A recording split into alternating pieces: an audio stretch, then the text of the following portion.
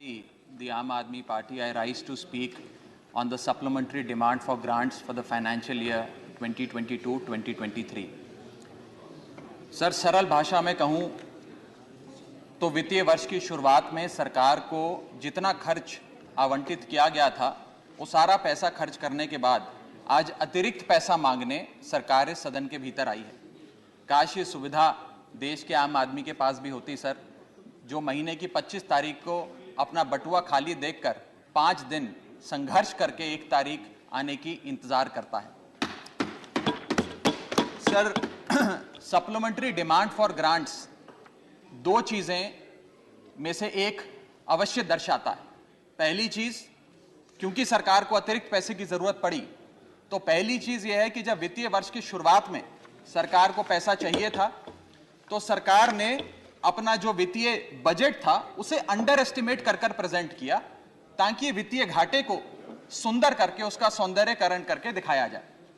अगर यह नहीं है तो दूसरी स्थिति अवश्य होगी कि सरकार ने अपना बजट पूरी तरीके से मिसमैनेज कर दिया।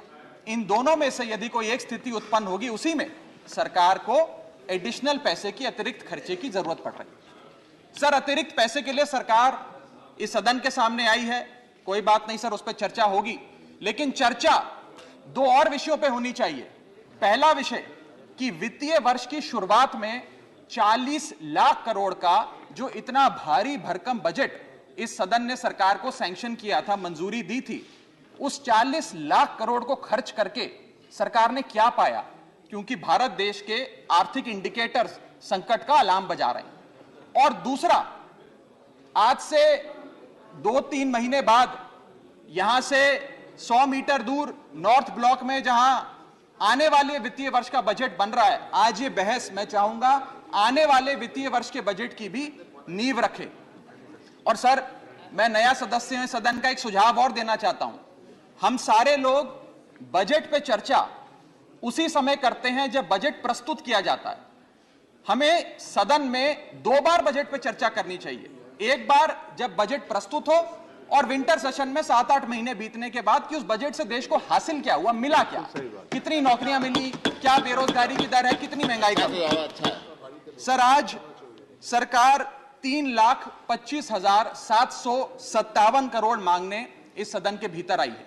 मैं माननीय वित्त मंत्री जी का ध्यान ये पैसे सैंक्शन करने से पहले और सदन का ध्यान इस पैसे को अनुमति देने से पहले 8 बड़ी बीमारियां जिससे आज भारत देश की अर्थव्यवस्था पीड़ित है, बीमार है, उसकी तरफ करना चाहता हूं।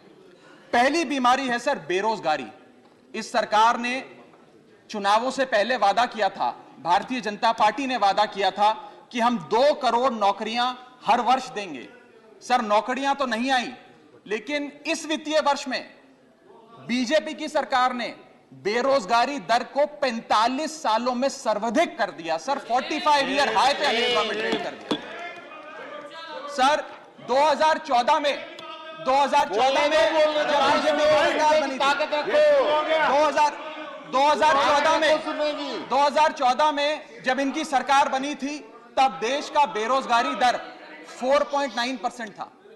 जब इनकी सरकार बनी थी तो बेरोजगारी दर 4.9% था। आज 8 साल बाद 2022 में यह बेरोजगारी दर 4.9% से बढ़कर 8% पे आ गया है। 8%। और ये तो ऑर्गेनाइज सेक्टर की बेरोजगारी है। अनऑर्गेनाइज सेक्टर के जॉब लॉसेस, एमएसएमई के कारखाने कितने बंद हो गए, उनका घर बिक गया, कारखाने बंद हो गए, उसका तो हिसाब ही सरकार के पास नहीं है। अभी कुछ ही समय पहले लोकसभा में जवाब देते हुए वित्त मंत्री जी ने देश को बताया कि कुल 22 करोड़ आवेदन पत्र भारत सरकार के पास नौकरी मांगने के लिए आए। उन 22 करोड़ आवेदन पत्रों में से आपको जान के चंबा होगा, सरकार ने मात्र 7 लाख लोगों को नौकरी दी। सर, 22 करोड़ आवेदन पत्र के मुकाबले 7 लाख लोगों को नौकरी। सर, हम लोग छाती चौड़ी कर कहते हैं कि हम युवा देश हैं, हम युवाओं का देश है, हमें अपने डेमोग्राफिक डिविडेंड पे गर्व है, फक्र है। सर, भारत का डेमोग्राफिक डिविडेंड बेरोजगारी के तले दबता जा रहा है, सड़कों पे लाठियां खा रहा है, और भारत सरकार डेमोग्राफिक डिविडेंड को डेमोग्राफिक डिजास्टर में तब्दील करती जा रही है। सर, ये सच्चाई है आज। सर, मैं आपको बताना चाहूंगा कि यह सरकार जिसने देश को युवाओं को घर पे बिठाने का काम किया, इसका नारा बदल के हो गया है हर घर बेरोजगार। यही है आज की भाजपा सरकार। सर, मैं दूसरी बड़ी बीमारी जो इस भारत की अर्थव्यवस्था को लगी है उसकी तरफ आपका ध्यान आकर्षित करना चाहूंगा। दूसरी बड़ी बीमारी है सर इन्फ्लेशन, यानी कि महंगाई।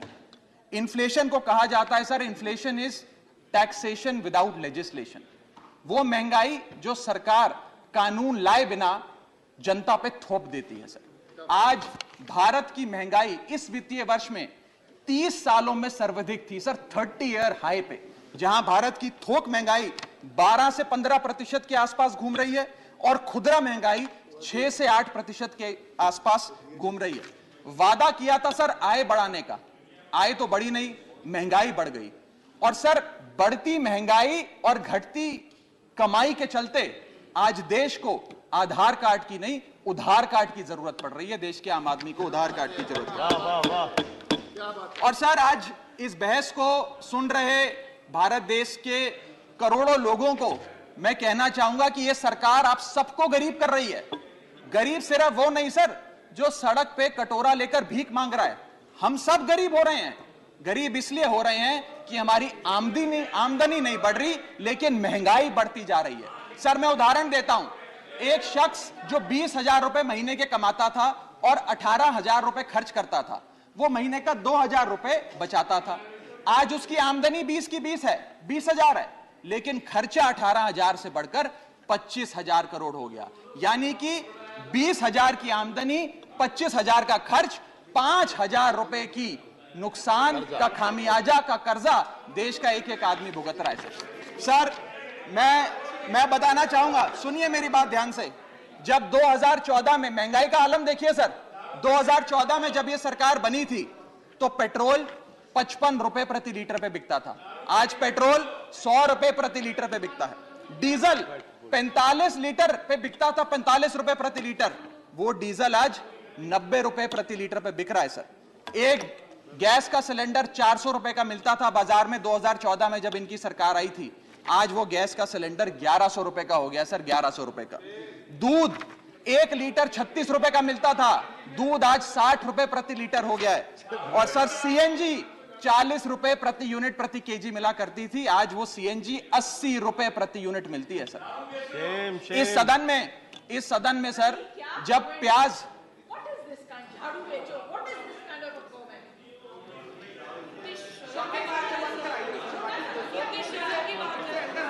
सर आपका प्रोटेक्शन चाहिए, आपका प्रोटेक्शन चाहिए सर, ये बात सही है सर। कमेंट से देखिए सर आप।